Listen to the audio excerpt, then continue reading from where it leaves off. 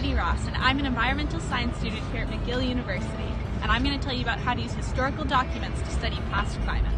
In order for us to understand the world that we are living in today, it is important to understand past ecological conditions. This understanding of past conditions can help us predict how environments will react to disturbances, such as storms, rising global temperatures, or even something as localized as tree harvesting.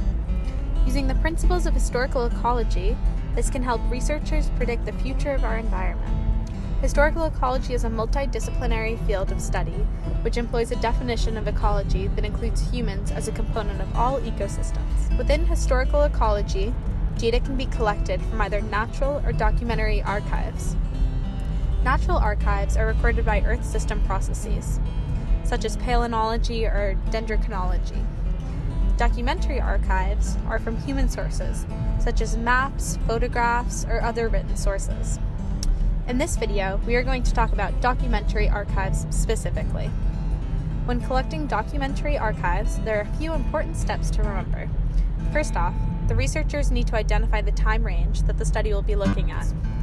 The timescale chosen should show the full disturbance history so that researchers can tell which are the main contributors towards the development of the area being surveyed. Secondly, an appropriate spatial scale needs to be chosen. The area needs to be large enough that human activity interacts with the biophysical system, and archaeological, historical, ethnographic, and other records are plentiful. However, if the area is too large, there will be too many factors contributing towards the disturbance history of the chosen spatial scale. Third off, documentary archives should be collected from a variety of sources. These sources may include museums, libraries, maps, diaries, photographs, government archives, artifacts, and more. Researchers should use methods and techniques when collecting data that will reduce the amount of bias. So bias, as explained by the National Institute of Health, is any tendency which prevents unprejudiced consideration of a question. And inherent bias can be especially common when using documentary archives, because a lot of the time, records were written for a certain purpose or reason. So the next thing I'm going to go into now is the context of the region.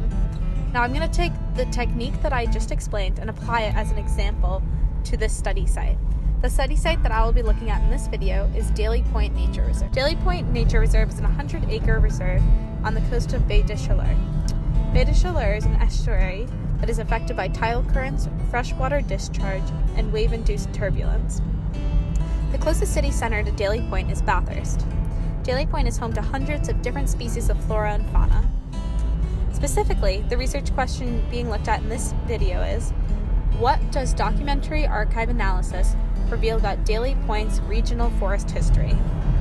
In order to evaluate this research question, I used data collected from documentary archives. The time range that I evaluated for the study was from pre-colonization through to present day.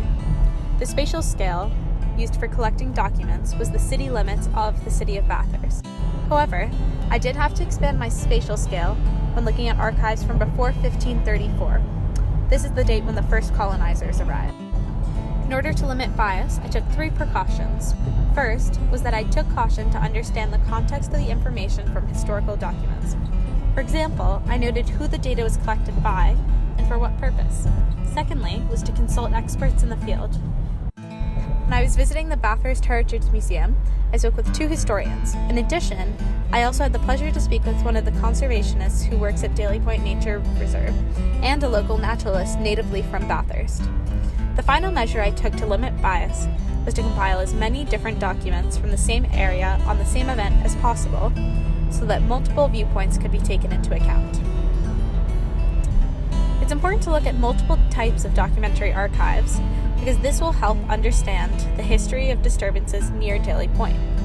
This paper looked at photographs, artifacts, diary entries, research papers, climate records, tidal records, land use maps, and more. The documentary archives collected in this study helped to explain the regional forest history around Daly Point and how human management decisions altered the physical environment.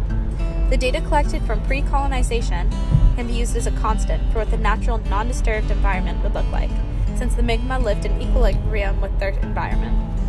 Records from this time period spoke of large populations of organisms and diverse vegetation. Almost all of the area during this time was covered in forest. Post-colonization, the landscape changed dramatically. Timber was harvested in mass amounts for ship construction, paper industry, railroad construction, and other purposes.